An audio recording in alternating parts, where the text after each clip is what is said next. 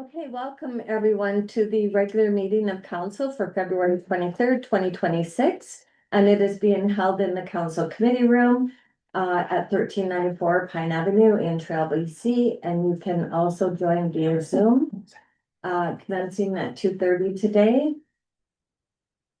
And then we'll be moving on to the committee of the whole immediately followed by the closed council meeting and reconvening at 6 p.m. for the regular council meeting.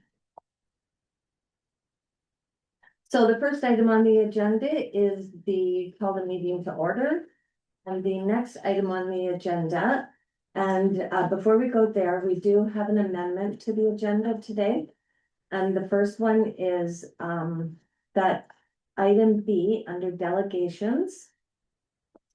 The Amelia Earhart for the Trail and District Art Council is not available today. So we'll just remove that. And also under the departmental verbal updates, we have the manager of planning and climate action to be added to those reports.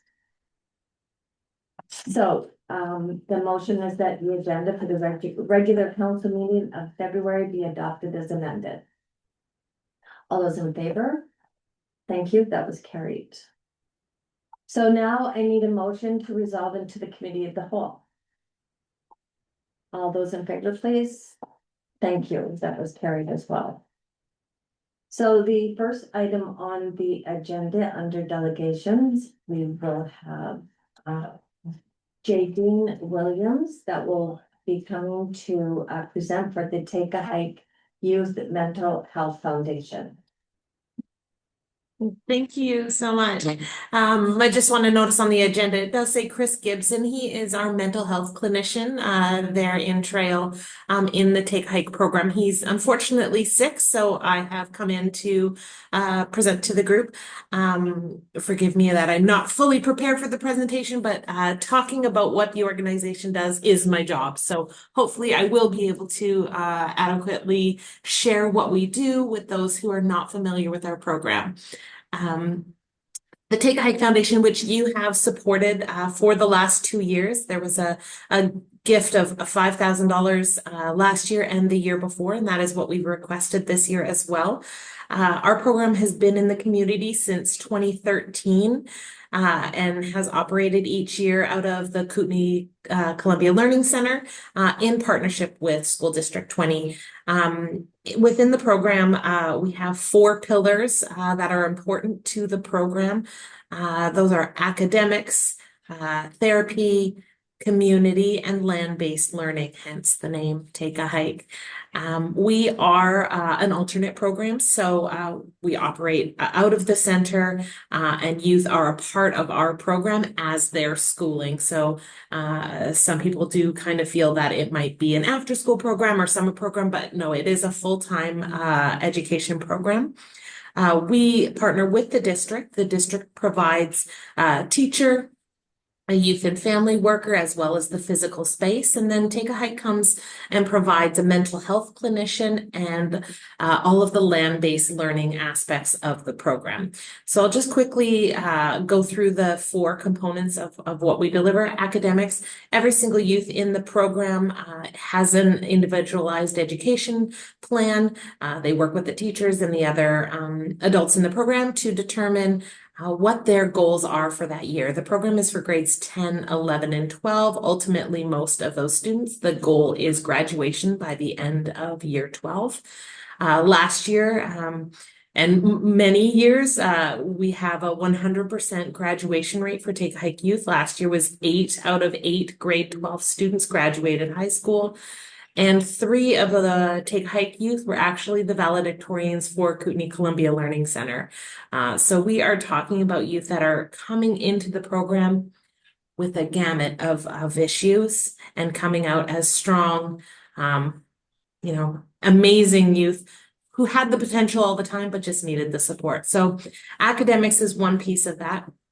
Therapy. Now, like I said, we have a full-time clinical therapist that is one of the youth that, or one of the adults that is in that program. So rather than, troubled youth maybe seeing a counselor once a month or not at all, which is the case in many youth who are experiencing issues with mental health. Our therapist is available every single day, and that is to those youth. They're available to the families, and they're also available over the summer and winter breaks, which oftentimes there are gaps for other programs not able to access mental health care. And also that's a time for a lot of these youth that are struggling when their issues come up is when school isn't there. So therapy is that second component. Land-based learning, what everyone just assumes our program is, it's just a part of the program. Our youth spend a full day in nature every single week. That can be hiking, kayaking, mountain biking, a number of things depending on what community they're in and the time of year. But they do spend that full day in nature. They've recently done avalanche training here in the program, a number of different things. And then they get to take multi-day expeditions. So that is removing technology, removing substances, going together as a group for multi-day trips. And those can be kind of 2 days to up to 5 days in nature with that group, that cohort of youth. And then the fourth component is community. And that is kind of twofold. It is our youth coming into the community and volunteering, doing trail building and a number of different activities for the community, and welcoming community members into the program as volunteers. So really letting the youth know that they are part of a bigger community and that their community cares about them. The youth with KCLC, again, something that's super unique in our program there in Trail compared to our other programs. So our organization has been around for 25 years. We are in 15 different communities in BC and one now in Ontario. But what's really unique about your program there is that the components of our program is also available to other youth in KCLC. So it's typically we are kind of siloed out from other programs, but there in your community, if a youth is needing some therapy and somebody else is not available, our therapist is available to them. Our meal program is available, and a lot of times other youth are coming on some of our out days and expeditions. The youth that are part of the program, because we work so closely with the school district, most often they're identified by the school district as youth that may be struggling, might not be attending for whatever reason and identified that way. Or sometimes it'll be parents or caregivers or youth themselves, if they have seen a buddy of theirs who maybe really thrived in the Take a Hike program, they may come and say, you know what, I'm struggling with X, Y, and Z, and I think this program might be great for me. So that's how the program kind of has the different youth in it. And the other component that people usually, or a thing people ask about, is cost. There's no cost to the youth or the families that are a part of the program. We are 100% or 90, upwards of 90 some percent funded by community. So philanthropic dollars by corporations and foundations and individuals, both in the community as well as other parts of BC and other parts of Canada, are funding the youth that are in this program. So there is no cost to the youth or the families for them to be a part of the program. I think that kind of shares a general picture of who we are. I did want to read a quick excerpt from one of the valedictorian speeches last year. So this is a quote from one of the youth. He had been in the program for 3 years, living with a single mother. They had been homeless at a time. Poverty was an ongoing issue. He has a number of siblings.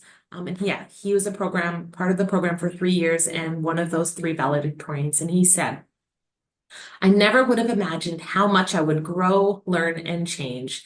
This place has taught me a lot, not just about academics, but about myself and the people around me.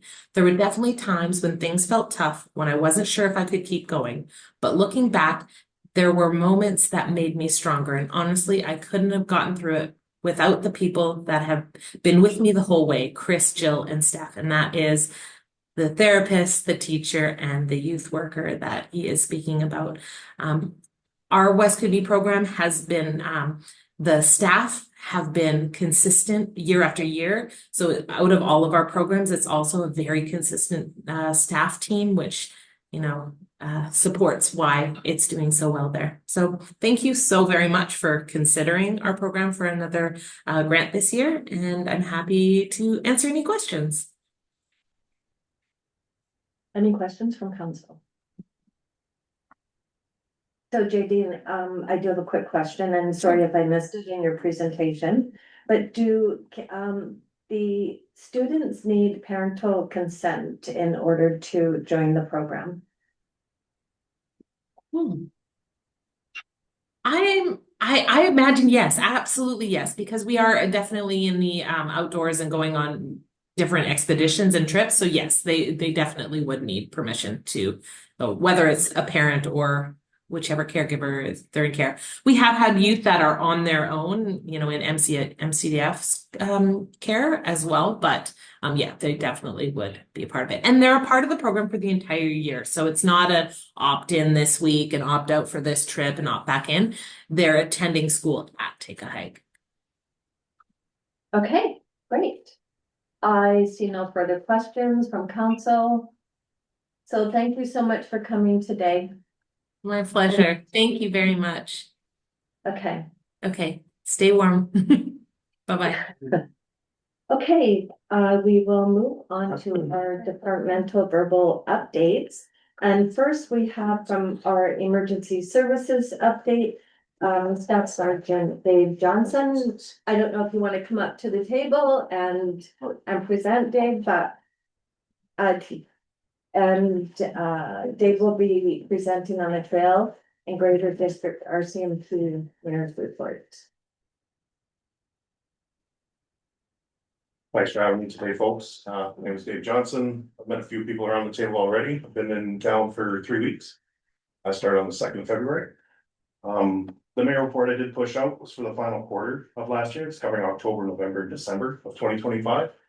This is at a request that I've been advised you guys hadn't had the stats for that. Going through them, again, this is before my time, but having spoken with my supervisors and the staff there, see through the crime categories, pretty standard Q4 for 2024 and 2025. Pretty much across the board standard, and no real change really to note through the 2 years. The drug investigations was up a bit, theft from motor vehicle going from 1 to 2, those types of things. Moving on to the traffic and impaired sort of investigations, again, standard, a bit of a drop in that quarter from 2024 to 2025 for the impaired driving, the IRPs, from 8 down to 2, and a little bit of a drop in the criminal code investigations. Some of the bigger sort of things that popped out of mine was in the community standards of the files involving drugs and alcohol. They were up significantly to 116 from 98, same period last year. The check well-being files as well had an increase to 116 from 81. I think that from folks I've been talking to, that's just period of time where the drug overdose issue is really coming to light, and it's still a challenge right now. I think the stats are typical for a community going through those challenges. Yeah, I didn't see anything that really caught a whole lot of attention. Standard quarter compared from 2024 to 2025. I think it just may be easier if I just open it up to questions from council. Okay. Thank you. No problem. And I will open it up to council if they have any questions. Go ahead. So Councillor just Tuttle. kind of a general question. Welcome back. Scott, maybe you could just give us a little bit of an account of some of your career. I understand you were stationed here at one point. Yeah. And you accepted a lateral transfer to come back here. Yes, I did. And how did that happen and why Trek?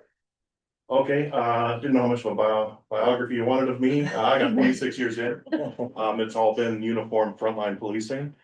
I started off, go right back to the beginning, 3 years in Richmond, right out of depot. I graduated in 2020 or in 2000. So it's always easy to know how many years I've served. 3 years in Richmond. I went to Texada Island after that for 3 years. So from a 200-member detachment to a 2-member detachment, taught me a lot. From Texada, I took a lateral transferred at Castlegar. And I was there for a year and a half. And then at that point, I was fortunate enough to promote to corporal here in Trail in 2007, 2008. I was here as a corporal for until 2015, so 7, 8 years. And then I took a lateral transfer back to Castlegar just to be closer to my home, shorter commute. And then at that point, I got permission from my wife to apply for a promotion on Vancouver Island. I fooled her and got promoted. I don't think she thought I would, so it was the only part of BC that she would leave the Kootenays for. She's Kootenay born and raised outside of Nelson. So she gave me the permission just for Central Island. So I was a sergeant in Campbell River for 4 years. And then again, fooled my wife again and took a promotion down to Langford as a staff sergeant, running a watch down there, and I did that for 4 years. The opportunity to come back was always a question my wife had. Her parents are still here. We love the Kootenays. But there was no jobs at my rank at that time. By the time I took the staff sergeant position, there weren't many jobs. And I had no interest in going any higher in the RCMP, so. This job came up and was created in the summer, as I'm sure you're all aware, and just opened up that opportunity for me to lateral back. Thank you. Thank you. Thank you. And my apologies, hold on a sec, Councillor Benson. I know this is the first time you're at the council table, and I don't know if you've met everybody around the table. If you wanted to start, Councillor Wilson, and introduce yourself. Yeah, my name is Doug Wilson. I think we did meet previously. Yep. I've been council here with the city of Trail, from Trail originally. Got to do a ride along with Austin Rooney. Had a great experience, learned a lot, and just looking forward to working with you and getting to know you. If there's everything we can do to help, just let us know. Absolutely. Thanks. Hi, Dave. Great this morning. I did too. I had a whole roll that was in the back of the property. Yeah. That's for you. I'm Councillor Benson. I also met you earlier with Councillor Wilson. Oh, yeah. And I'm gonna be doing a ride along with Officer Harding, but I won't arrest anyone. That's good. We could use people, maybe we'll need you to. Let me know. Yeah. I'm ready. Go ahead. Hi, Staff Sergeant Johnson. I'm Dave Moorhead. I'm the GM of Corporate Services for the City of Trail. Mr. McClure, you. Yes, welcome. Thank you. I'm Sandy Lucchini. I recall when you were here earlier with your time in Trail. It's either a good thing or bad. It's a good thing. Yeah. I'm the manager of legislative service. He's happy back. Hi, Nick Cashel, welcome back, and I used to work with Jason Philby, so don't believe everything he said about me, Okay, but good to have you back. how long ago was that? I'd have to know 7. Okay, yeah, So so there was a gentleman right there. I think he Yeah. was a rookie, taught him pretty much everything he knows. He won't admit to that though. Anyway, good to have you back, staff. Thank you. Not sure I'm supposed to follow that. Jared Menor, I'm the general manager of municipal services for the city of Trail. Sarah. We met, Sarah Benson, we're manager at the Riverfront Center, the museum. Oh, perfect, yes. So I've been manager of planning and acting here. Thank you. And we met as well, Rico Morley, manager for the Trail Regional Airport. These were all professional meetings, just keep it on board. Great, thank you, everyone. Okay, Councillor Benson, another question. Thank you through the chair. I remember we talked a couple months ago and you touched on it a bit in the community safety task force meeting, but I really liked your approach in terms of meeting the downtown businesses and foot patrols. And I was just wondering if you could comment on the success you had in that in the past in your previous cities and how you would bring that approach here. Yeah, every community I've policed in, visibility of the police has always been a #1 priority for councils, citizens. Even my own wife mentions that when she likes to see a police car driving around, likes to see them walking around. So visibility of the police has always been a kind of target and a focus of mine. These people pay for the service, you want to at least see that it's out there. So that's in Campbell River, we had a robust downtown patrol. There were some downtown issues that are very similar to the issues here. And so just seeing that, just the effectiveness of a simple walk around, right? At different times of the day, we talked about patrols today too, right? Just those random times when you just never know who's walking around the corner. So I understand the resourcing here has been a challenge as well. But I still think kind of those two can work together. Go ahead, Councillor Wilson. With the decriminalization of the drugs ending and the recriminalization, if that's what we want to call it. Well, have we seen that yet? Is that in full on in Yeah, place? starting February, yeah. It is. Yeah, it is, the recriminalization came to effect February 1st. And can we expect just to see a change, I guess, you know, you come into trail, we've been here for a while and had issues with the downtown population, drug use and stuff like that out in the open. Yeah. Is this something we could expect to see a change? Yeah, I mean, those are the laws of the land now, right? Those are the expectations that the communities are gonna have. Is it gonna be a sweeping massive change from 0 to 100 and a big hammer being swung around downtown? No. It's just gonna be in those interactions, providing the authority to my members. Just to engage with people, see who they are, identify them. If there's an arrest to be made, if there's items to be seized, and we go from there. The recriminalization came with a program, like simple possession of illicit substances has been decriminalized for a while. Not many charges get approved and get through Crown Council for just a simple possession. There's now a process in those where we document these with a form and we can track them. And after a period of time of repeated sort of interactions like this with police, Crown Council has suggested that at that point they'll consider a charge based on all their charge approval sort of basis. That's their process. So it's a shift back. We have some people who started when it was decriminalized, right? So was just discussing here, it's a matter of retraining some of us, and then just training others, just on the authorities and what that means for enforcement. Okay, any other questions? Okay, Councillor Benson. Thank you through the chair. You did mention staffing numbers right now. Just wondering if there's any update in terms of people coming back to. Yeah, so we have a new recruit starts this week. Be in, I think, within 2 days. So that's always good to have a new resource. We have some injuries and some people coming back from injuries. But we also have a member that was just injured as well in the line of duty. So minor, but it's his hand, he had surgery. So he'll be on the sidelines for a few weeks. So talked to staffing about the other 2 vacancies that we have. They've put those out as a lateral call out for anyone wanting to come to the area. There were no takers. And they asked if I wanted another recruit, and I said, I'll take it. Absolutely, I'll take it. I'll take anyone. Yeah, I like recruits personally. I think they bring an energy into an office. Offices can get stale with a bunch of old people in it, me being one of them. So a new recruit's always good to know. Any other questions? Okay, thank you so much for coming today. I appreciate your time. Thank you, yeah. Okay, on to our airport manager, Enrico. Welcome. Good afternoon, council. Through the chair, I'll provide a brief update for the Trail Regional Airport. Just want to start off with some passenger numbers for 2025. So in 2025, we had a total of 20,285 inbound/outbound passengers. So that's up 3,306 from 2024. So our numbers are going up year by year since the COVID pandemic. Our numbers have increased, going up year by year. So for January, the passenger count consisted of 58 scheduled flights with 1,135 inbound outbound passengers.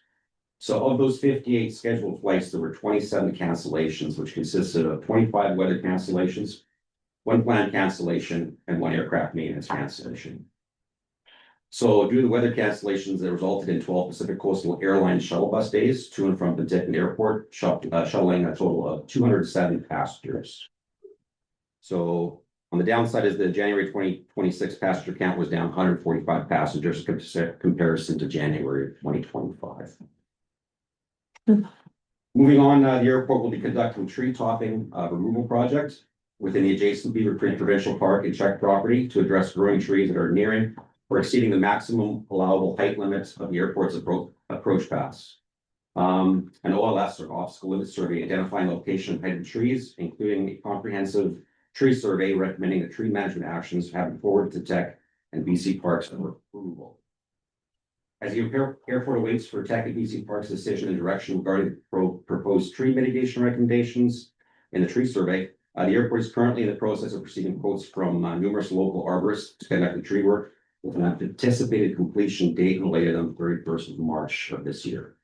That has to do with the migration window for birds, the migratory species of birds begins generally in April. So the survey stated that we should have all this work done before that because nesting starts and the birds start migrating. The airport will also be conducting a tree removal of numerous dead trees along Highway 22A that are damaging the airport's wildlife management fence. As these trees are located on the BC Highways land, the airport is working with the ministry on permits and approval to remove the trees.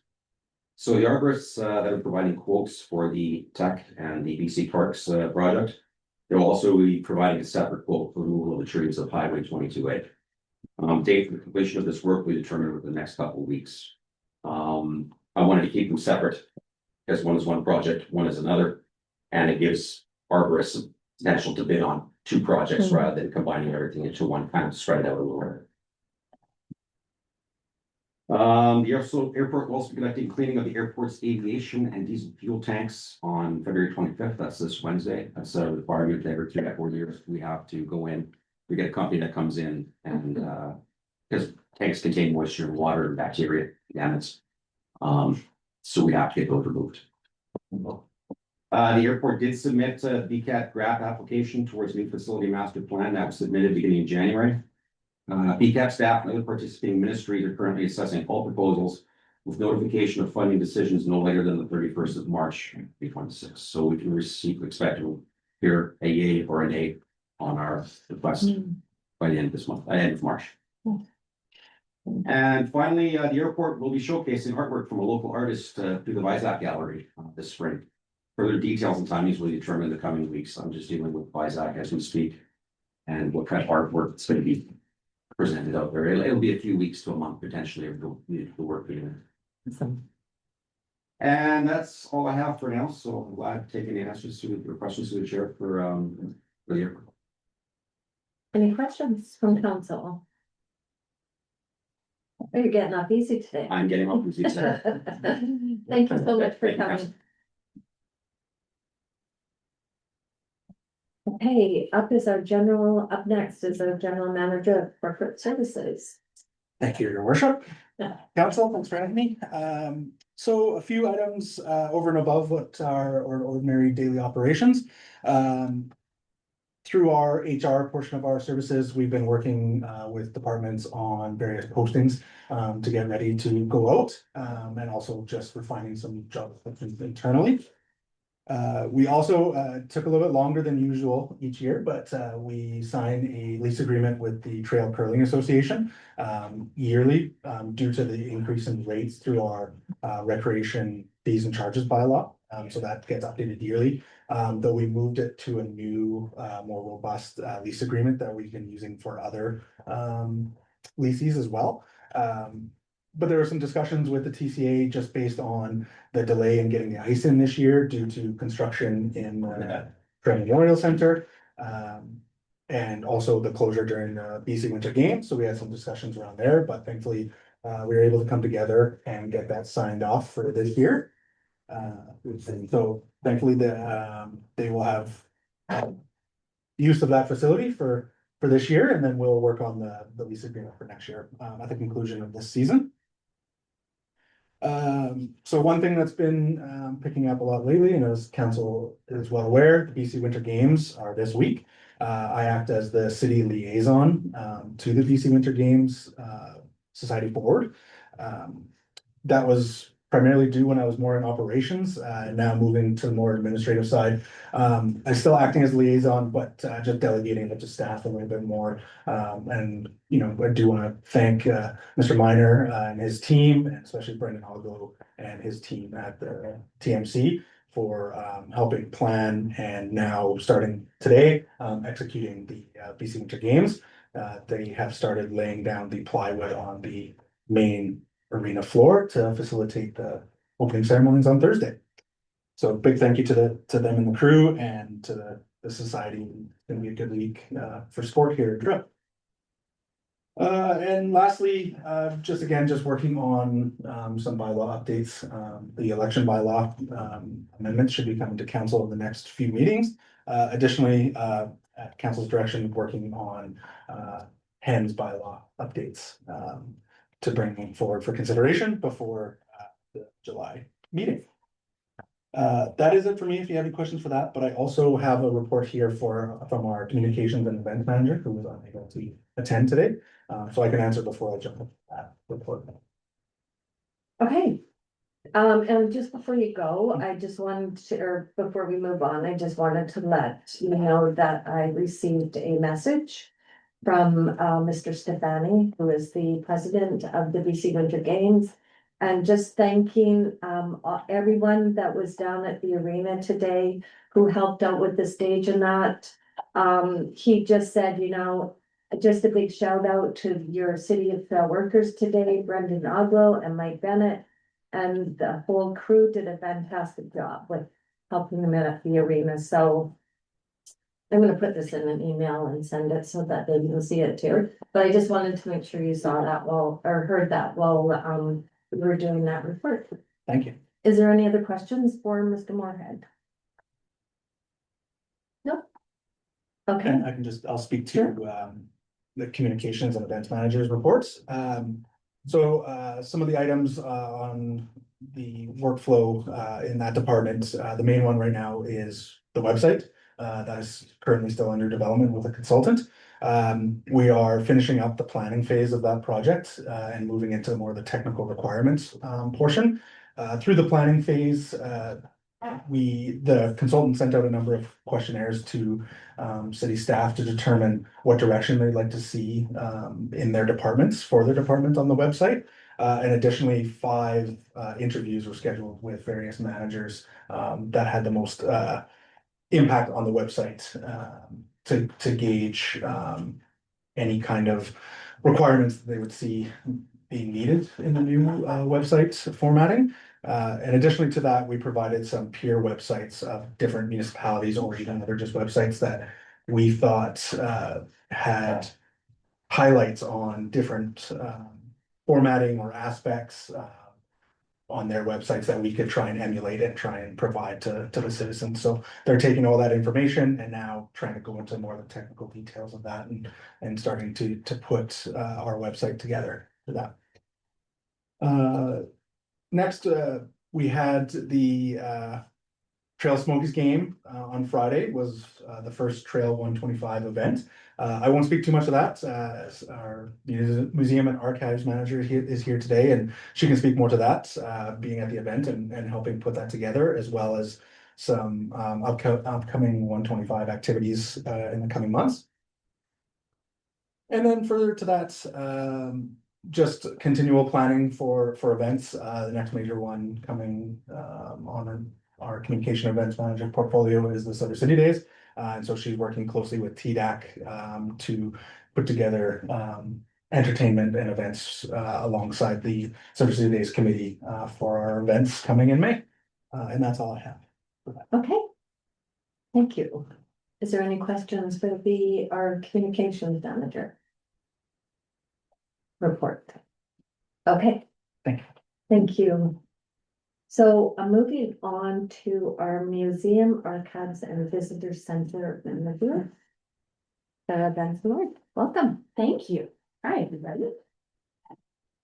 Okay, just an update and, council may not be as, aware of this, but I know Mr. McClure will probably be interested in this. We've made some headway with Fortis BC, specific to a stewardship relationship we have with them. We've been caretaking the West Kootenay Power and Light archival collection since about 2005, way back when I first started. We brought all of these records over from the Fortis building, and we reached out last year, about 18 months ago, I think, actually, to connect with them and formalize this relationship a little bit more. We have digitized the majority of that photograph collection, and there's hundreds, thousands of images specific to hydroelectric development that would be of very great interest to researchers. as well as a massive textual collection, like we're talking ledgers back to the late 1890s of original power customers and really fascinating records. We want to be able to use them. But without ownership, we have difficulty doing that. So initially we were seeking permission to make some of those records more available digitally. And last fall, they sent their privacy officer and one of their facilities operations manager to take a look at that collection and assess it for any potential privacy issues. That's the biggest thing. There's a lot pertinent to personnel. Certainly photographs in the late 80s, 90s, they want to be careful about, and maybe some correspondence that they wouldn't necessarily want released. If you know anything about Cominco's archival records that are in the BC archives, it's locked down like Fort Knox, and it's very difficult to get into. So before we did anything that we shouldn't have done, we wanted to engage them and have them come here, which they did. And it sounds like there's going to be some considerations made for transferring ownership to us, with some caveats, of course, some restrictions placed on things. So it'll be a little bit of a hybrid with respect to access. But I've been asked to quantify the care of the collection. You know, what does it cost to hold these collections? Because there may potentially be some financial support with respect to that, which is really, really exciting. They also want to know what this could cost to digitize. So we may have an opportunity there to see that collection made available online as well through a digitization project. It's really exciting. I look forward to updating you on that because this is a big deal. It's a pretty valuable collection. And we've been working for quite a while to see us get to this point, and we've got some great connections now in those legal departments. Our my primary focus right now is on drafting content for the 2026 tourism and community guide. We've got a deadline approaching very quickly. We work with Black Press on this project, but we're as I mentioned last time, we're kind of upscaling this document to nicer paper, larger. And we want to basically encourage visits to the city. So the editorial pieces have been really fun, interviewing folks, you know, finding key contemporary current items of interest that we can use in this guide. Again, we're still collaborating with Black Press and we're assisting with the ad sales and that as well. I'm working on the 2026 Visitor Services Agreement. This is our legal document we enter into with Destination BC. So they are the tourism body as part of the BC government. And this document defines our responsibilities as an official tourism information center.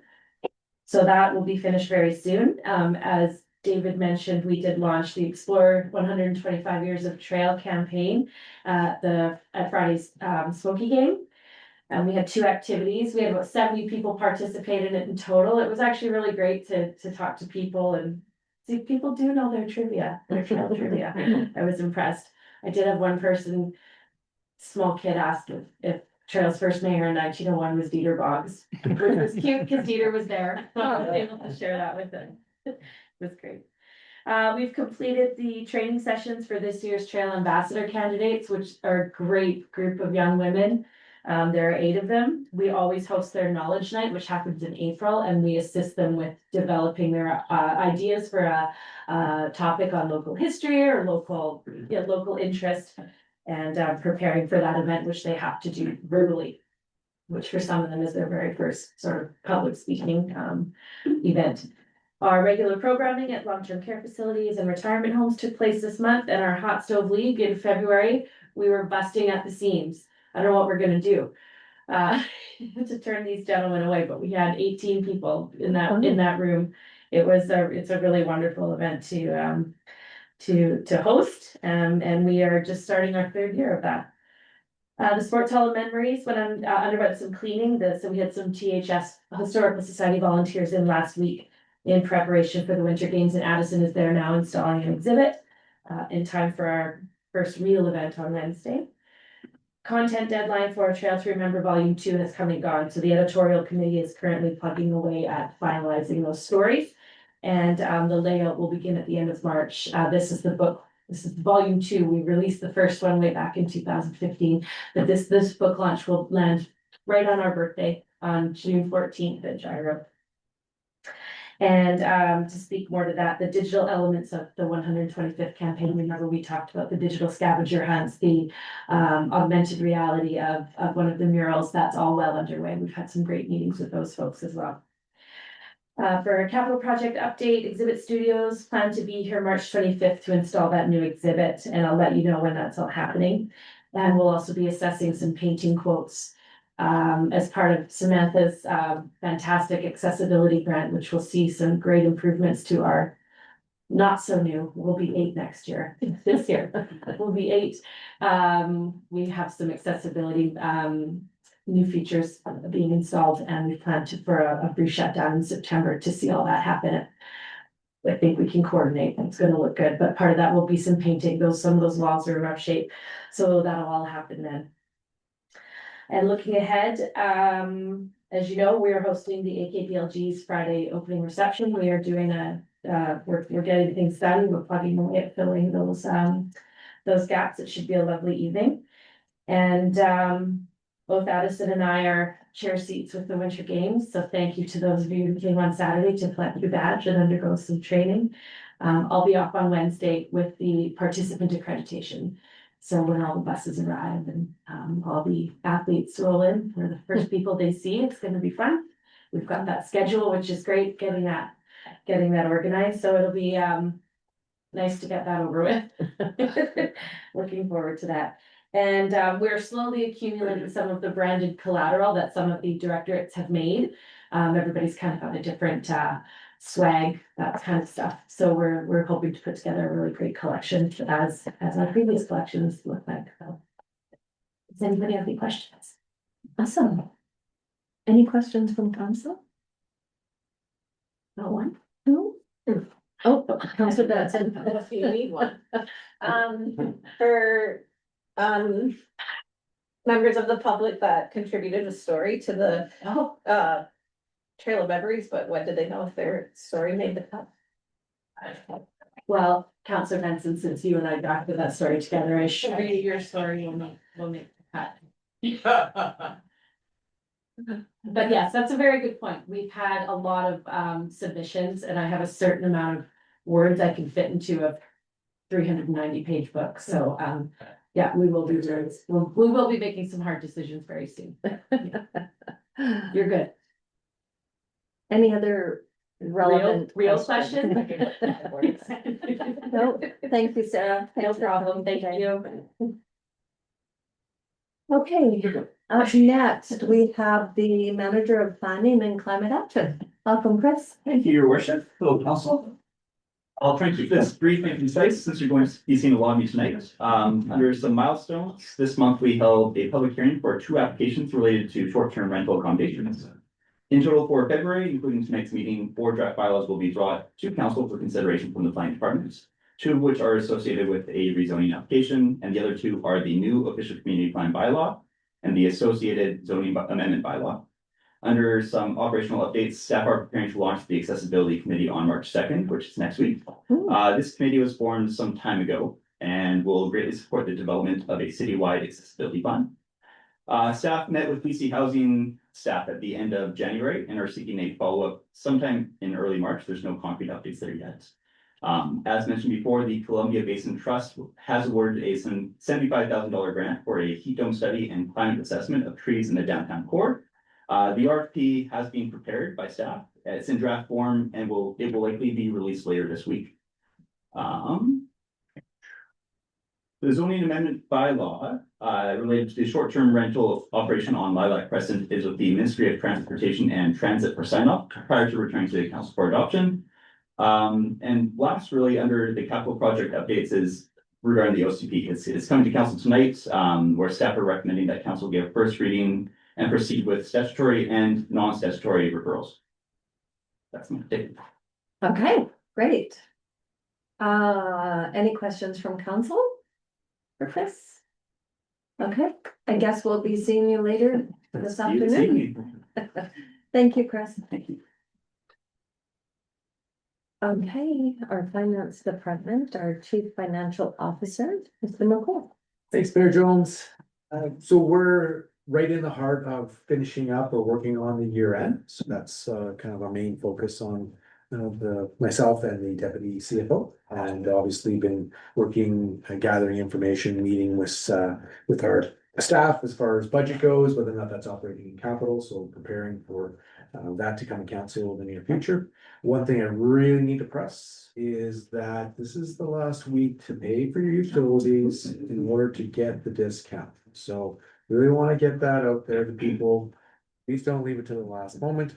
We want, council provides that discount, so please come take advantage of that, in particular because we moved the 150 parcel tax onto the fees, so please take advantage of that. You'll get a little bit more of a discount than you would from some taxes.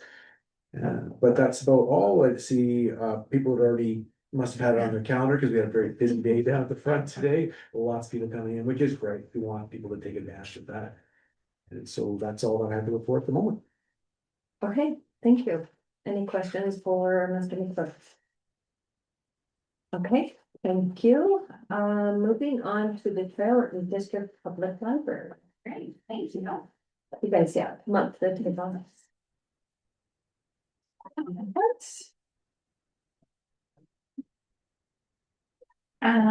So I believe I know everyone here. I'm not sure if everyone knows our chair. Hi.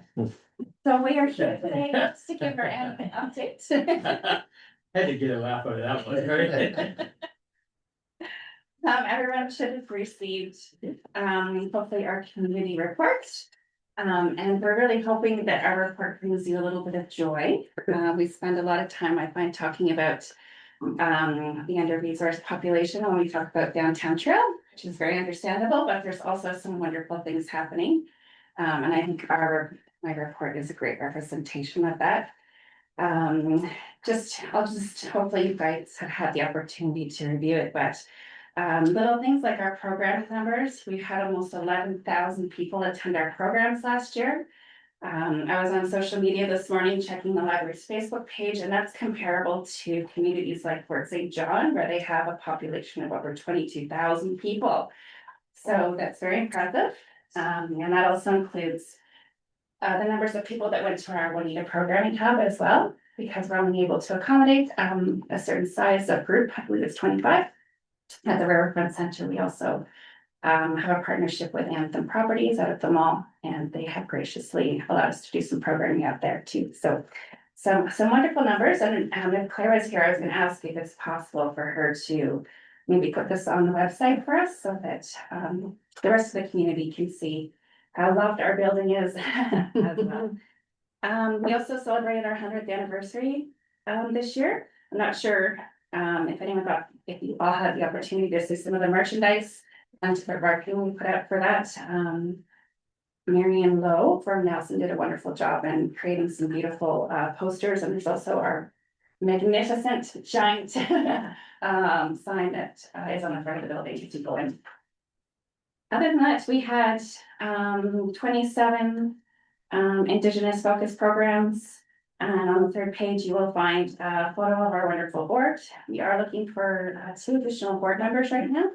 So if you know of anyone that might be a good fit, please contact myself or Mark. Other than that, I wasn't going to go through my report page by page, but you will notice on page 4, there's a very detailed budget there, just for complete transparency, so you guys can see how we've been spending our money. And if you have any questions about any of those finer details, I'm happy to answer those as well. Next was the accessibility grant. The library was successful. We received over $90,000 from CBT, and there's various projects that we will be undertaking and working closely with the city on. The city is also contributing $35,000 to those projects, so we are grateful for that, as well as they will be overseeing a lot of the infrastructure projects. As Sarah said, we're hoping to close that first week of September. We think we'll just streamline the process. The library is also having to upgrade some of our software for our public computers and some of our printing services as well. So everything will be able to be done in that 1 week. And I'll be ready to serve the public again.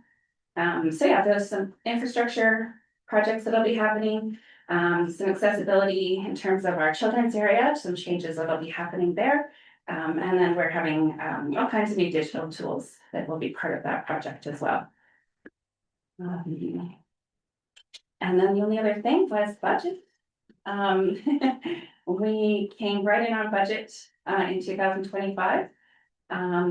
We won't be changing much this year. The only increase we're asking for is 3% of the 4% to support the lift that our employees get because they are part of QB, just like the City of Trails. And our wage increase aligns with the cities as well. So we were asking for just over $600,000. And that is all broken down in my proposed budget, along with the explanations of for the increase and also a little more detail on the technology investments we're going to be making to help serve our patrons. That's all I had. If anyone had any questions, I'm happy to answer them. That's all I have. Like, that wasn't enough.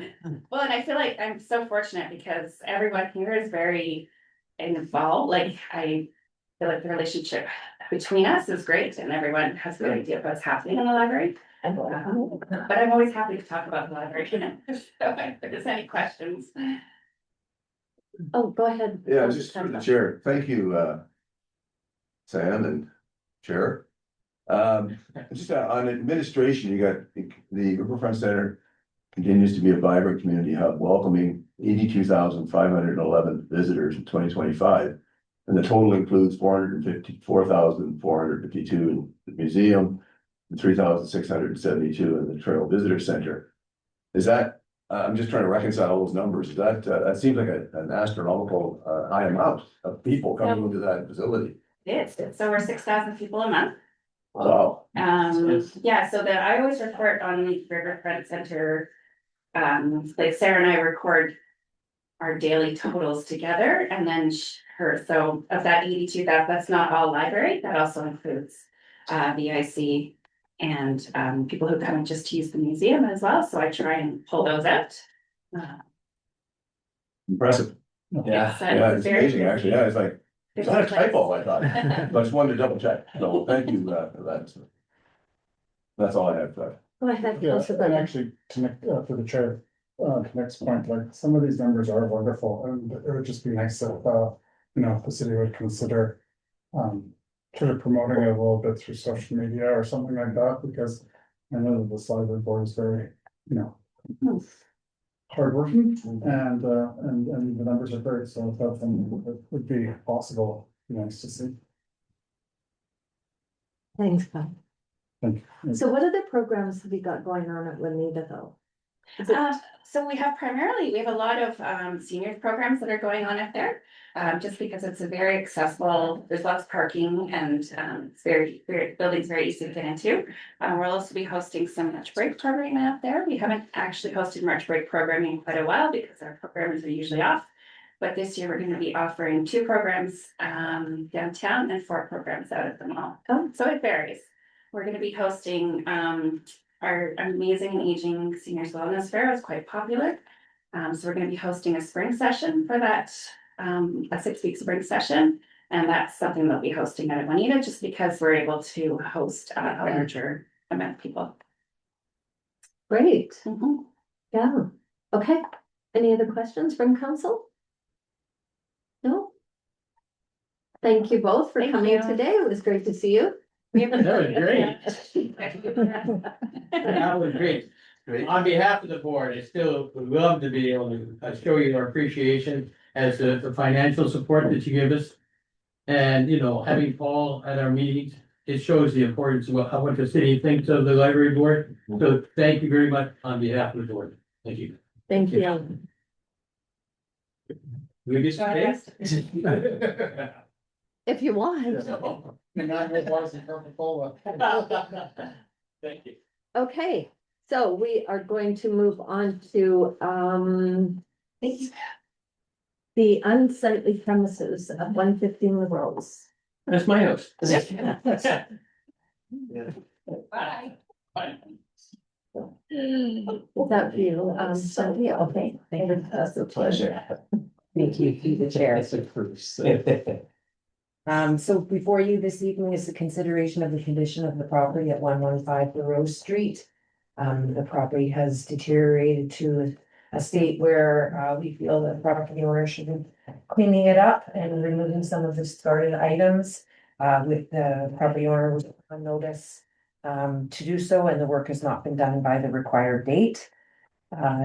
It is recommended that you issue an order to remove the discarded materials from the property, and as this is not a repeat offending property at this point, we recommend that you follow the bylaw and have the deadline to do so within 30 days.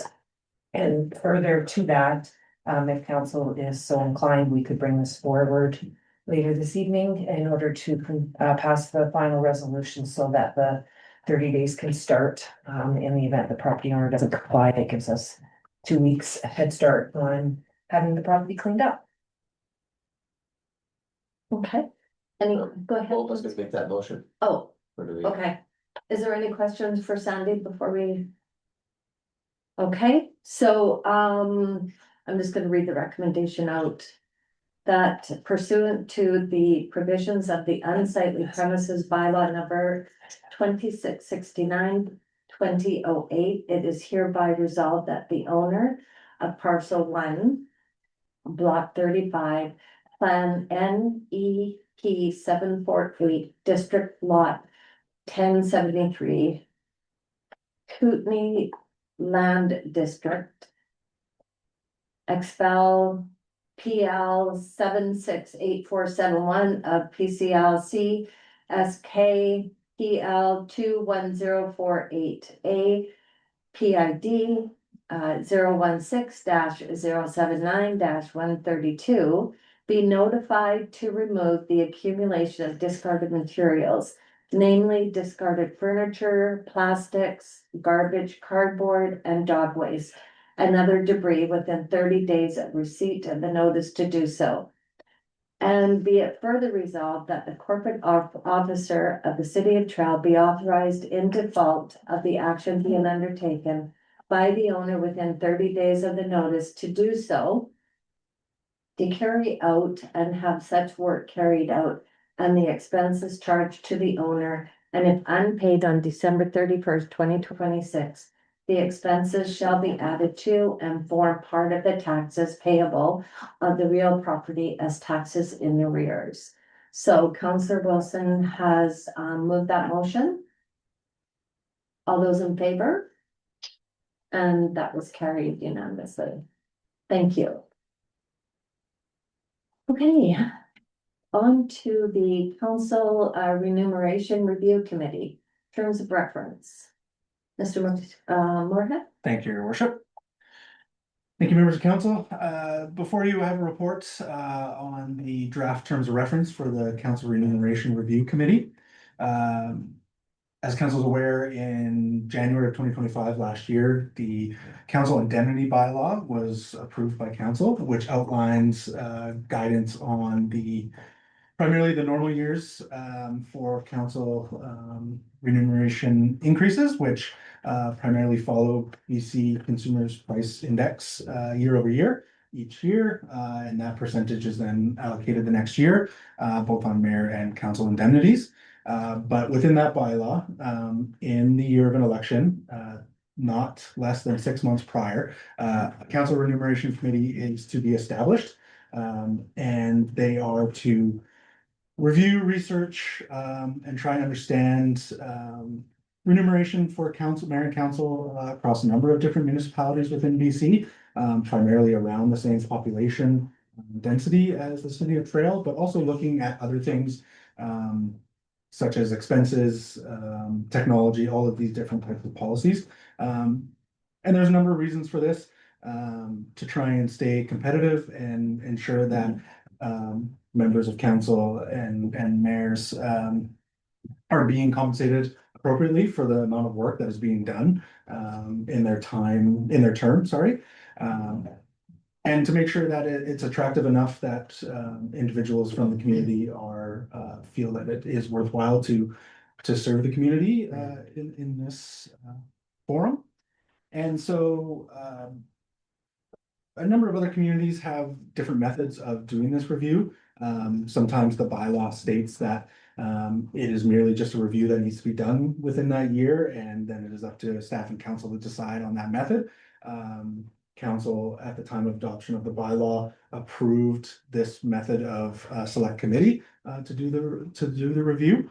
And as noted in the report through the the UBCM Council and Board Remuneration Guide, this is the most approved method of review. It does have a level of independence. It provides various viewpoints from the citizens that will make up this committee. And also just brings a different community perspective to the council remuneration. And so we don't see any reason not to follow the bylaw and establish this committee. And so staff have drafted these terms of reference to try and outline the committee's mandate, outline the number of committee members, which would be 3 at-large community residents. Staff will provide assistance, primarily myself as the general manager of corporate services, to sit on the committee to assist in research and getting them documentation that they required to provide this. And the expectation would be that the committee would provide a comprehensive report before August 30th, I believe I had said in the terms of reference, to council with any recommendations, which then would be voted upon, which then would take effect upon the incoming council's term. Council has any questions? And just to clarify, so in there, my apologies, it is a select committee of council, which statutorily requires a member of council to sit on the committee, but to create that independence and allow the committee to do the review of that nature. The mayor will sit as ex officio and be a ceremonial role, not attending any meetings or anything like that. But just to satisfy that statutory requirement, I've placed that in terms of reference. And if council has any other questions, happy to, or amendments to the terms of reference, I'm happy to take those now. It's just a question for me. When looking at, you talk about the supporting attraction of capable candidates to run for election. Will there be other considerations other than remuneration in terms of this? Through the chair, thank you. Just to clear, like, So example is, like, if I look around like our table now, we have people that do work full-time, and I think we have pretty good employers that allow us to take time during the day when we need to. Like, is there any consideration for like different schedules or stuff like that? Would that come out of this, or would that be something separate? It could be. You know, we have certain policies in place, mostly based around expenses and technology and what council has provided through the city in their term. There is other communities that through these reviews have looked at various items similar to that, but health benefits for elected officials, even you know, daycare provisions for individuals, right? So there is examples of that throughout BC. And while the mandate is there, there's no kind of end to what the committee could recommend. But again, there's a council's discretion at the end to approve those recommendations. Any other questions? Go ahead, Councilor. Just saying thank you for bringing this forward. I think it's been long overdue in the city of Trail, so thank you. And I noticed some of the other communities in the area do the same thing. Yes. Yeah, I noticed that. Okay, if there's no other questions, the recommendation is that council adopt the council remuneration review committee terms of reference and direct staff to advertise for membership to the committee. Make that motion. Thank you. Okay, all those in favor? And that was carried. Okay, next up, we have the 2026 pavement marking services. Jared, will you be doing this? For the Yes, grounds and roads yes, matter? we were. I am default today. I'm happy to summarize this for yourself and council. So staff today is seeking approval to extend our current contract through Aardvark Pavement Marking Services for our annual pavement marking services contract. Just to clarify, that's a expected cost of $111,434.40 plus all applicable taxes and fees. I love how specific the language there. Just for background, so obviously this is the part of the work where we refresh all our markings on the road, delineating lanes, parking spaces, key safety and traffic management type of deal. Aardvark Pavement Marketing Services has been the city's provider of this since 2017. We haven't seen a lot of competition for this service. Last time they were the only, I think the last two times they were the only person to submit a bid. In discussing with them, they are willing to offer an extension of 1 year at 0% increase from last year's rates. So staff is hoping that you approve extending the contract for 1 more year.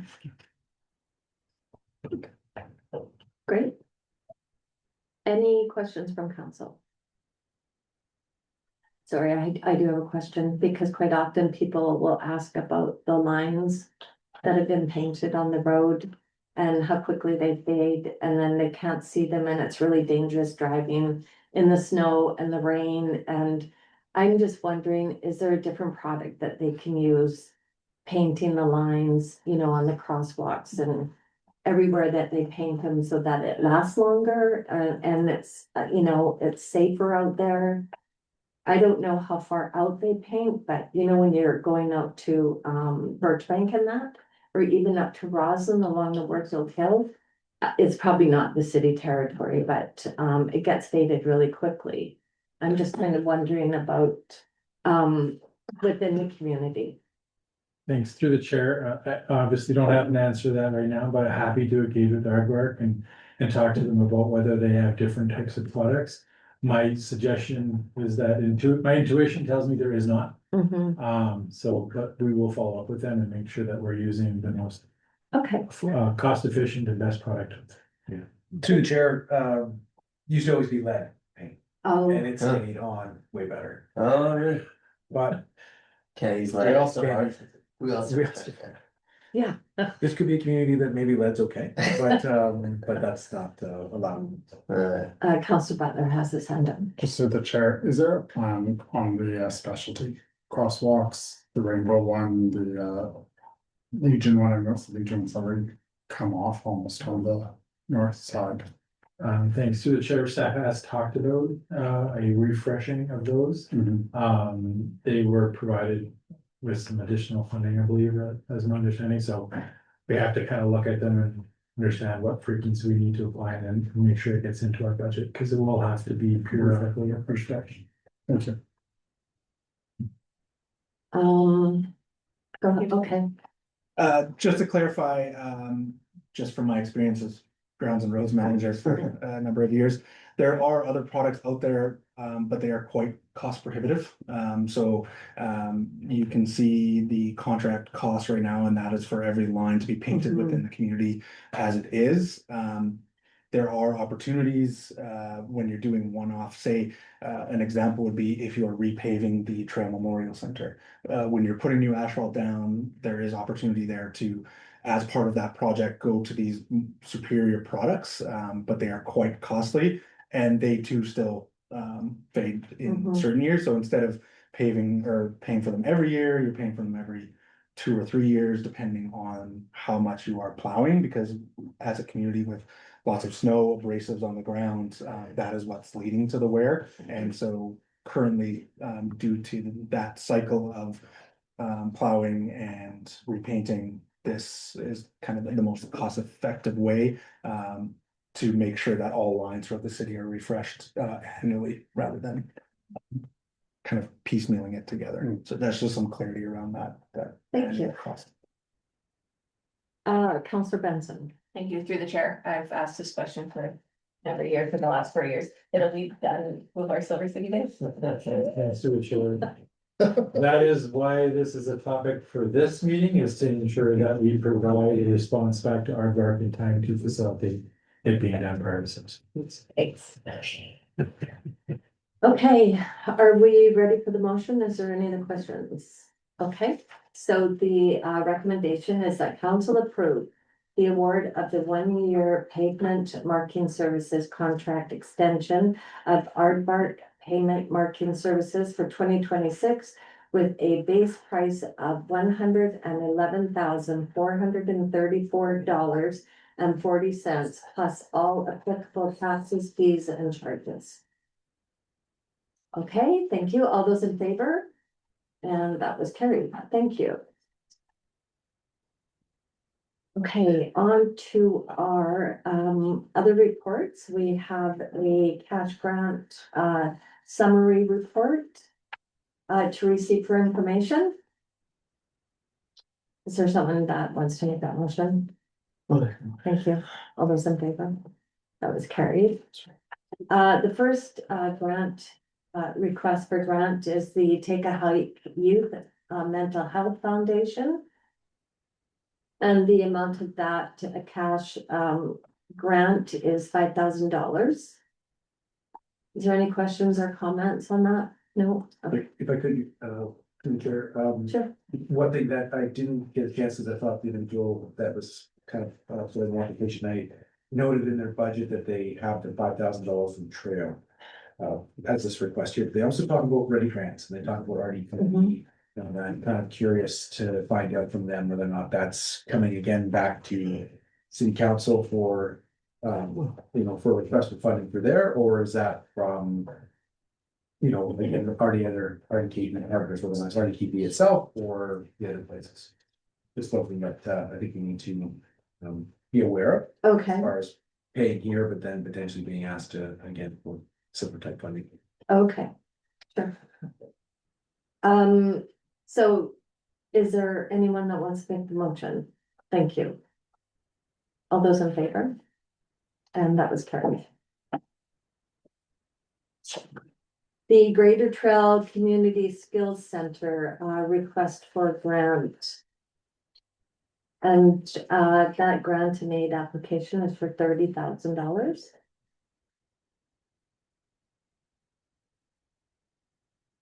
Any questions or comments on that grant? I know that they presented last council meeting, so we do have the information on it, why it's needed, but I don't know if anybody has any comments on that. I could, Mayor Joe? Sure. I just wanted to let council know that the regional district, so basically the East Side 6, so everyone else excluding the city of Trail, did vote last week to provide $30,000 towards Trail Skills Center. Part of that was agreed upon on getting an update. They skill set had gone to that a number of weeks earlier than coming to the city of Trail. And so that's one of the things that they approved under the idea of getting some additional information as things are added and what the plan is. I think that's important because, so as we discussed before, in supporting this, of course, if the council decides is that if it goes RDKB and we're involved and then get also asked here, then they're sort of paying twice. And I just wanted to confirm with council that that would not be the case in the way that this has been brought forward. Okay. I don't know, Colin, if you can answer this question, but this $30,000, it was to float them. It's a point of order. Are we putting a motion forward? Has the motion been forward yet for discussion? I haven't seen a motion yet, so it's Well, still. we're talking about the just the information on the grants in application. Do you want to put a motion first? I'm not gonna make the motion, but if there's a motion on the floor, I'm prepared to speak to it. Oh, okay. I'll So make the motion. thank you. The motion here is that the request from the Greater Trail Community Skills Center for a grant contributing to their You're operation. supposed to step. That's okay. Okay, thank you, Paul. I'll make that motion. Thank you. Is there any questions or comments? I guess just point of order.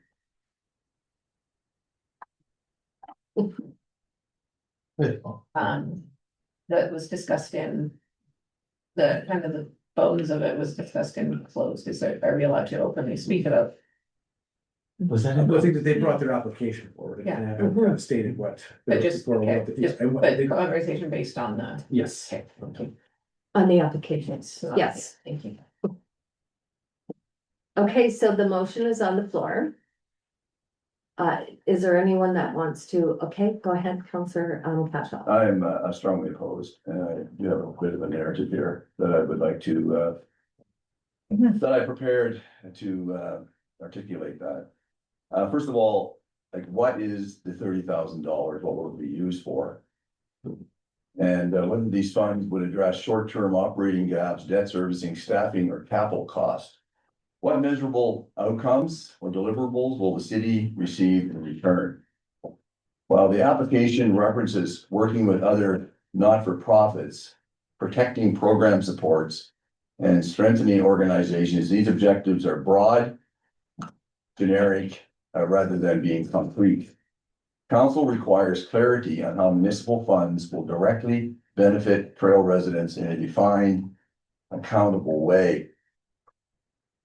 The most recent financial statements provided are dated March 31, 2025, and do not reflect the organization's current financial position. Without up-to-date financial information, council cannot responsibly assess current cash flow, operating deficits or surpluses, or whether financial conditions have improved or worsened since the reporting period. Approving public funds without current financial disclosure would not meet the city's standard of fiscal due diligence. Based on the financial information provided, the mortgage debt is approximately $2,785,000. Interest and bank charges are approximately $10,069 per month. Wages and benefits average approximately $107,466 per month, which accumulates to $1,288,000 per year. In this context, a one-time $30,000 municipal grant represents less than 1 month of operating costs and does not materially address the organization's structural financial challenges. Council must consider whether such a contribution would meaningfully improve financial sustainability or merely delay difficult decisions. The application acknowledges reductions, delays, or elimination of federal and provincial funding through 2027. That future funding is anticipated, but not confirmed. Municipal funds should not be used to bridge speculative future funding gaps. Without written confirmation or firm commitments from senior government, council cannot reasonably assess the long-term viability of the organization's recovery plan. The city of Trail must be cautious about becoming an operational funder of last resort, setting a precedent where municipal tax dollars are used to offset senior government funding withdrawals. Municipal grants must be tied to defined, local, and time-limited benefits, not to unresolved structural funding risks. For these reasons, I cannot support approval of the requested cash grant at this time. This decision is not a reflection of the value of the Greater Trail Skills Center, but rather a recognition of the city's responsibility to ensure clear purpose and accountability of municipal funds, current and transparent financial disclosure, and demonstrated financial sustainability or a credible recovery plan. Thank you. That is my rationale to oppose this motion. Thank you, Councillor Capital. Go ahead. Next question, maybe Colin, we might be able to answer this because this situation is pretty unique where we're just asking for funds to maintain. There's no way where the city can lend the funds but get paid it back on the sale. Or is that recrossing borders that are doing that type of thing? Well, and again, they've just come before you here. It's a grant and aid, it's an opportunity for council to look at what they provided here. Councillor Cashel is correct that they talk about where they're at as of March 31st, but they did give us sort of where their update for December 31st of 2025, so you get a snapshot. And they have been, as in their application, looking at all the areas that they can to cut back on costs. And I think that they have come here because there's been a sudden change, and they've done a great deal of work to upgrade the building and want to carry that forward. And I think they've got plans to try to work on mitigating, and I think that they've, I guess as far as part of the application, are looking for some assistance. This is an area which kind of allows for that under that grant and aid. Again, for anybody that we provide funding to on these grant and aids, you never know if they're going to really can carry on in many different ways. And so that's just one of the things that council has to consider. It's I think that they provide good value, but again, it's a great question as far as what is the end result. I mean, that could be something that council could consider after, or if it was something that came later, was do we provide a non-interest bearing loan or something like that keeps them going. I mean, one of those questions comes in the same vein of like, how much would you float them out. They've asked for this certain amount. They've certainly been trying to work on their end. They've gone to the RDKB, but successful. This allows them to carry them through until they can make the applications. And like I said, they've been working on the cost cutting side of their own operation. They're looking for the change in the couch. So, yeah. So not for this won't address ever getting the 30,000 back. This is just. Well, once again, they've asked us to grant an aid, and then this is a tool for council to be able to support entities that kind of put that non-profit criteria. Go ahead. Yeah, I agree with what Nick said. I feel like you're just plugging up a sinking ship at some point. Maybe if they don't get the funds, they gotta act a little faster and get to a sale sooner, but that's all my comments are on that. Thank you. Well, I mean, this isn't actually a lot of money that they're asking for, so I would like to hear from everyone around the table if possible. Because, yeah, we don't want to make this decision without having all the information. So go ahead, Councillor Martin. Thanks to the chair. I'm not disagreeing with anything Councillor Cashwell was saying. I think of the services that the Skills Center provide the community. I think of the money that they put into the building to help our downtown core look a bit better for sure. As it's a grant and aid, I think I will be supporting the motion. Okay, thank you. Councillor Benson. Thank you through the chair. I feel that we're supposed to come to these meetings with what 51% decided. You made some really, really good points. What hit me was like, would this merely improve the situation, or is it just gonna delay a difficult decision? And I'm fine in terms of, I believe in the Skills Center. I've sat on a couple of working groups with the poverty reduction crew out of there. I would feel more comfortable, as these are taxpayer dollars and every dollar counts, especially right now, having a bit more clarity on how they would be spending the money instead of just floating it to them. I would be happy to do an amendment of sending this back and ask for a bit more detail in terms of what they would be doing with the money, but just a check of $30,000 I'm not comfortable with. Well, and just from reading their application, I mean, they do talk about how they're in a really hard period right now. They're waiting for the funding to come from the government. They've got these programs that are going on. They are expecting that funding to come hopefully before the end of the year. But they're also looking at unfortunately, people will be losing their jobs. And I know that's not up to us to worry about that, but what they're trying to do is hopefully have people continue to work for the next little while to help them through this period of difficult funding that they're finding themselves in. They, the tariffs have made a difference here, something that we would not have recognized if they didn't bring it forward. And so they've had to change some of their priorities. There's delays and, like they said, reductions and the elimination of government funding that they're usually receiving and that they rely on. And they rely on that funding every year, and it, used to come in on a regular basis, but not this year. There's changes to how the government is funding them. What I also want to say, though, is that the service that the Skills Center does provide, and Councillor Benson, you talked about that a little bit, is so important to our community. The work that they've done to get that building up to the state that it is, it's one of the most environmentally friendly or constructed buildings in our community that we should be really, really proud of. And I know a lot of time and energy went into that, to making sure that it was a building that the city of Trail could be really proud of. And when you think about the people that they're educating and training, it's workforce people that they're bringing into the community to train, and that those people usually end up staying here and finding jobs in our community that we don't have, that we're struggling to fill. So I think that it's really important. We are supporting individuals, but we're also really supporting the local economy too.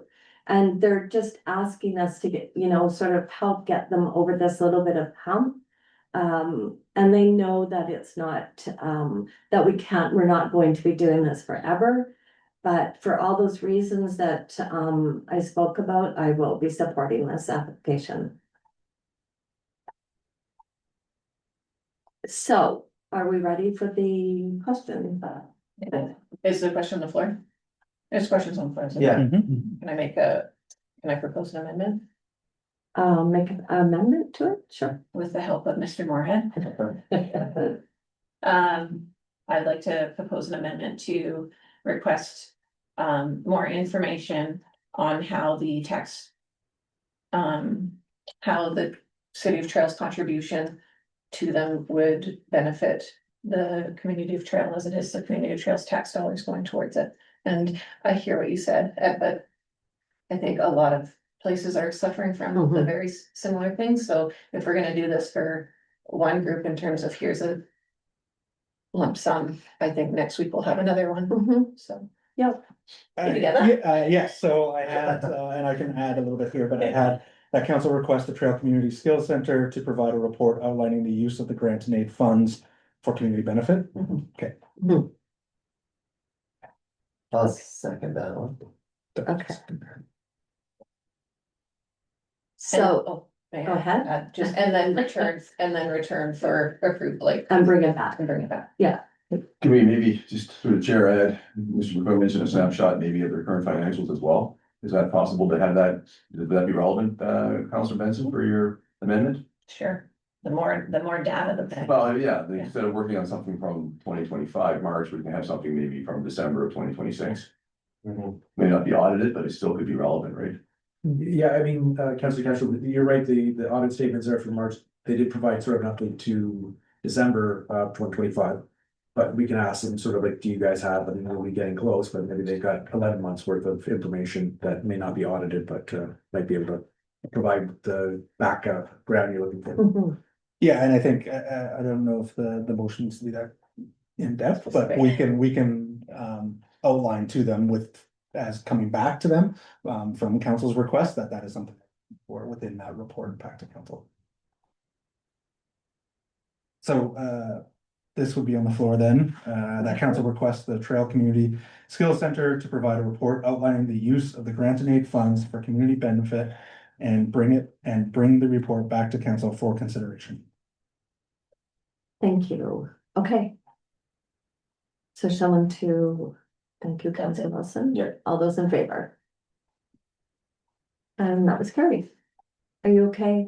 So I just wanna, just again, through the chair, be clear, this is where I get confused sometimes with the amendments, which I appreciate. We're not approving the 30,000. No, I bring it back. Just wanted to make it very clear on that, coming back with a fresh update. Yeah, and I think- Constable, or current. Yes, Councilor constable. And I think you did, Chair. For clarity, because that motion was on the table, which read that the request from the Greater Trail Community Skills Center for a grant contributing to their operations be approved, that was on the table. I would say we maybe, put a postponement on that, so we can, yes, postpone. We don't have a definite time right now, but we can postpone until receiving further information from the Trail Community Skills Center. So I would say we also put a motion on the floor that motion be postponed. Okay, and Yeah, Councilor that was Martin. what my question was gonna be, is the motion on the floor, you had to deal with that. Yes. Yeah, okay, Which then we slightly amended, but to tie off the one that was on the floor, I think we should vote to postpone that. yes, okay, That sounds good. okay, so Councilor Martin, you wanted to make that motion? Okay, to postpone it. Until- That- And I was just clarified with that on the floor there, that we don't have a definite time, but postpone until receiving further information from the community. Yeah, yes. Great, Trail That's gorgeous. okay, thank you, Mr. Moorhead. So all those in favor of deferring the amount? Okay, that was carried, thank you. No. Send it back. There's no one. If there is no. Well, it's confusing sometimes. Oh, look at two fellow. Okay, so is there anyone for question period? Your worship, we do have one person online, so if that individual has a question, I believe they do, the raise your hand function is used, so I will allow this individual to talk online. Today we have Greg Nesteroff. Can you hear me all right? I just wanted to ask, it wasn't clear when the staff sergeant presented. Is he here permanently or temporarily? Permanently. Permanently. All right, thank you. Was that everything, Greg? Yeah, that's it. Okay, thank you. Okay, so we need a resolution to rise from the committee of the whole. All those in favor? That's carried. And then we need a resolution to exclude the public, recess the public meeting till 6 p.m. and immediately convene into the closed session. That pursuant to section 90 of the community charter, the public be excluded from this portion of the meeting as the subject matter being considered relates to the following. The community charter, section 91C, labor relations or other employees' relations. Community charter, section 91E, the acquisition, disposition, or expropriation of land or improvements if the council considers that disclosure could reasonably be expected to harm the interest of the municipality. Community charter, section 91G, litigation or potential litigation affecting the municipality. Community charter, section 91L, discussions with municipal officers and employees respecting municipal objectives, measures, and progress reports for the purpose of preparing an annual report under section 98, annual municipal report. And further, that the public portion of the meeting be recessed until 6 p.m. And further, that council immediately resolve into the closed portion of our meeting. All those in favor? That's carried. Thank you.